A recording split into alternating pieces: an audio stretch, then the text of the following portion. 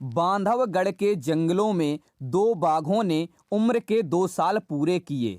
अब तक उनकी हिफाजत और परवरिश माँ के साये में हुई थी। माँ ने उन्हें जंगल के सारे दस्तूर सिखाए थे। अब उसने दोनों बच्चों को खुद से दूर करना शुरू किया। वे कुछ समय तक माँ के पीछे भागते रहे होंगे, लेकिन उन्हें ये समझ में नहीं आ रहा होगा कि उनकी माँ आखिर उन्हें क्यों दुत्कार रही है। किसी भी बाघ की जिंदगी में यह सबसे नाजुक मोड़ होता है। माँ उन्हें खुद से दूर करती है ताकि वे अपना इलाका खुद बना सकें। माँ के साथ रहने के आदी इन बच्चों ने हर तरफ खतरों से भरी एक अनजान दुनिया में कदम रख दिया था। पार्क की खितौली रेंज में दोनों ने एक साथ नया सफ़र शुरू किया। वे अपने लिए एक ऐसे इलाके की खोज में निकल पड़े जहां उनका अपना राज होगा। बांधवगढ़ में 50 से ज़्यादा बाघ हैं। हर किसी का अपना एक इलाका है। इसमें किसी नए के दखल की गुंजाइश कभी नहीं होती है। माँ से अलग हुए तो दोनों हमेशा एक साथ ही रहे। छोटा बहुत ही ज़्यादा शरारती था, लेकिन बड़ा उतना ही ज़्यादा शांत था। कभी अलग ये दोनों नहीं देखे गए, एक दूसरे का सहारा बनकर ही रहे हैं। शायद आप ये नहीं जानते होंगे कि इलाके की खोज में एक बाघ औसतन 50 किलोमीटर तक का सफ़र तय कर सकते हैं। एक बाघ को अपने लिए करीब 10 वर्ग किलोमीटर का इलाका चाहिए होता है। यह उनकी होम रेंज कहलाती है। 5 महीनों तक दोनों नौजवान बाघ इसी की खोज में भटक रहे थे। इस दरमियान उन्होंने किसी गांव, बस्ती या खेत खलिहान की तरफ मुँह नहीं किया। दोनों में से कोई आदमखोर भी नहीं था। गांव के लोगों से संघर्ष की जो घटनाएं हुई हैं, उनमें से एक भी बाघ ये गुनहगार नहीं थे। वे तो अपने दायरे में थे, लेकिन गांव बस्ती के लोगों की अपनी दुनिया है। उन्हें बाघ की मौजूदगी जैसे कोई मायने ही नहीं रखती। दिन हो या रात वे बेखटके जंगल से गुजरते रहते हैं, लकड़ी काटने जाते रहते हैं।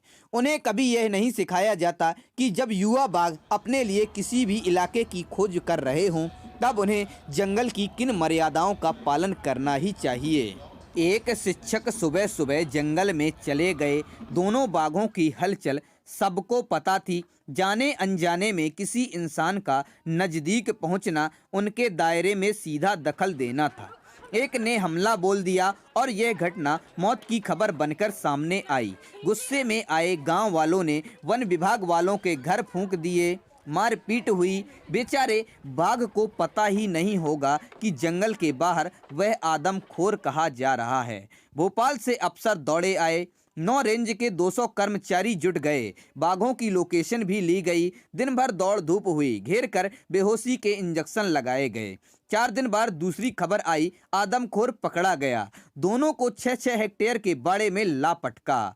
अब यहीं से उनकी जिंदगी का फैसला होगा। गनीमत है कि वे अभी भी जिंदा हैं। जैसा कि ऐसे मामलों में होता है, जिंदा पकड़े जाने की सूरत में उन्हें किसी चिड़ियाघर में डाल दिया जाएगा, जबकि इन्हें कॉलर आईडी लगाकर यहीं रखना चाहिए। वे विभाग की निगरानी में अपना इलाका तय करें, वरना होता यह है कि वे एक ऐसे गुनाह के लिए उम्र कैद या मौत की सजा पाते हैं जो उन्होंने किया ही नहीं है।